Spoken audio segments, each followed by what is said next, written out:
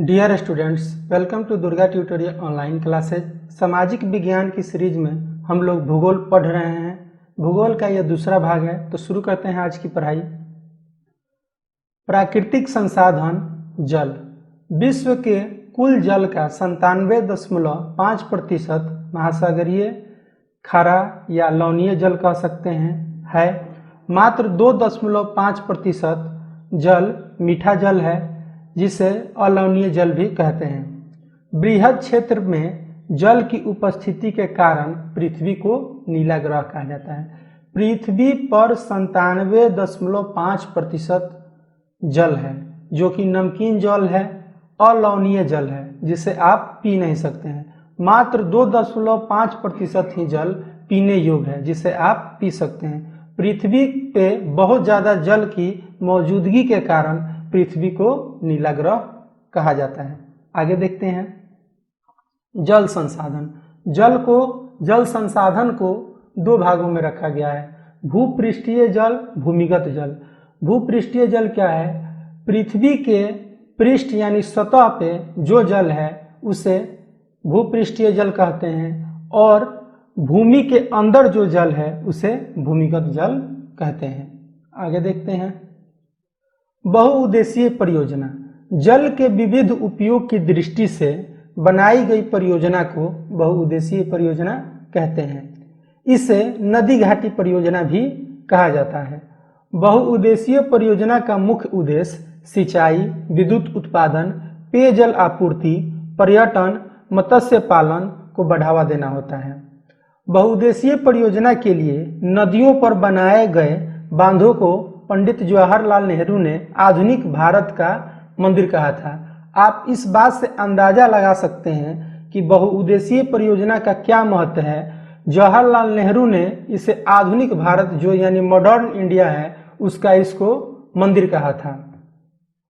आगे देखते हैं जल के विविध उपयोग। जल के विभिन्न उपयोग क्या क्या हैं? जैसे बाढ़ नियंत्रण, मृदा अपरदन पर रोक, पेयजल आपूर्ति, विद्युत उत्पादन, परिवहन एवं मनोरंजन, मत्स्य पालन, पर्यटन, जल कृषि, सिंचाई।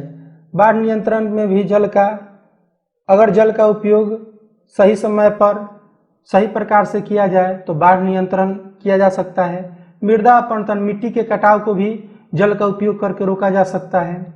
पेयजल आपूर्ति, पीने का जो पानी है उसमें भी जल का उपयोग किया जाता है। विद्युत उत्पादन में भारी मात्रा में जल का उपयोग होता है। परिवहन एवं मनोरंजन में, परिवहन में जैसे आप समुद्र में नाव देखते हैं, स्टीमर देखते हैं, वो सब जल के माध्यम से ही, जल के उपयोग से ही संभव है। मनोरंजन के दृष्टि से जैसे वाटर पार्क बनाया जाता है और बहुत सारा दर्शनीय झील बनाया जाता है, इस सब में जल का उपयोग होता है। मत्स्य पालन, मछली के पालन में जल का उपयोग किया जाता है। पर्यटन में झील बनाकर या अच्छा ब्रिज बनाकर, जिसको पर्यटन के दृष्टि से उसे बनाया जाता है, उसके बाद लोग वहाँ घूमने जाते हैं, तो ये सब में जल का उपयोग है। जल कृषि, जल से कृषि भी किया जाता है और जल कृषि भी है, जल के अंदर कृषि भी किया जाता है, जिसमें बहुत से चीज़ों को जल के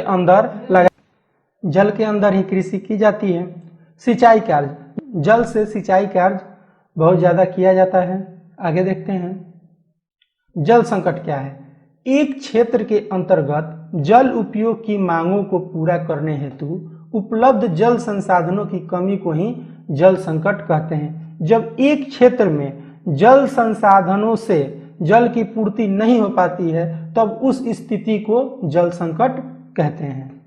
आगे देखते हैं जल संरक्षण एवं प्रबंधन के उद्देश्य। जल के संरक्षण एवं प्रबंधन के उद्देश्य क्या है, इसको समझते हैं। तो पहला उद्देश्य है जल की उपलब्धता बनाए रखना। जल की कमी ना हो, इसलिए जल की उपलब्धता को बनाए रखना पहला उद्देश्य है। दूसरा है जल को प्रदूषित होने से बचाना। जल को प्रदूषित जब आप कर दीजिएगा, तब वो आपके किसी काम का नहीं रह जाएगा। तो दूसरा उद्देश्य जल संरक्षण का यही है कि जल को प्रदूषित होने से बचाइए। तीसरा जो है प्रदूषित जल को स्वच्छ एवं पुनर्चक्रण करना। सबसे पहले तो आप कोशिश कीजिए कि जल प्रदूषित ना हो। अगर जल प्रदूषित हो गया तो उसको साफ कैसे किया जा सके, पुनः चक्रण कैसे किया जा सके, जैसे कि फिर से उस जल को किस प्रकार से सफाई करके उसका उपयोग किया जा सके, यही तीसरा उद्देश्य है। आगे देखते हैं, जल संभार प्रबंधन यानी वाटर शेड मैनेजमेंट। जल प्रवाह या जल जमाव का उद्यान कृषि, वानिकी, जल कृषि इत्यादि में उपयोग जल संभार प्रबंधन कहलाता है। आगे देखते हैं, बिहार के प्रमुख बहुउद्देशीय परियोजनाएं। बिहार में 3 परियोजनाएं हैं, सोन परियोजना, गंडक परियोजना, कोसी परियोजना। इसको आपको दिमाग में रखना है। प्राणियों के शरीर में 65% तथा पौधों में 65 से 99% तक जल का अंश विद्यमान होता है। अंतर्राज्यीय जल विवाद। अंतर्राज्यीय जल विवाद क्या है? 2 या 2 से अधिक राज्यों के बीच नदी जल बंटवारे की समस्या को अंतर्राज्यीय जल विवाद कहा जाता है। आगे देखते हैं, नर्मदा नदी पर सरदार सरोवर बांध के विरोध के लिए गठित सरकारी संगठन नर्मदा बचाओ आंदोलन के नाम से जाना जाता है। अति सिंचन से जल आक्रांता की समस्या पैदा होती है। अगर कहीं भारी मात्रा में जल इकट्ठा हो जाए तो उससे जल आक्रांता की समस्या उत्पन्न होती है। आज के लिए इतना ही, मिलते हैं अगली वीडियो में। वीडियो देखने के लिए धन्यवाद।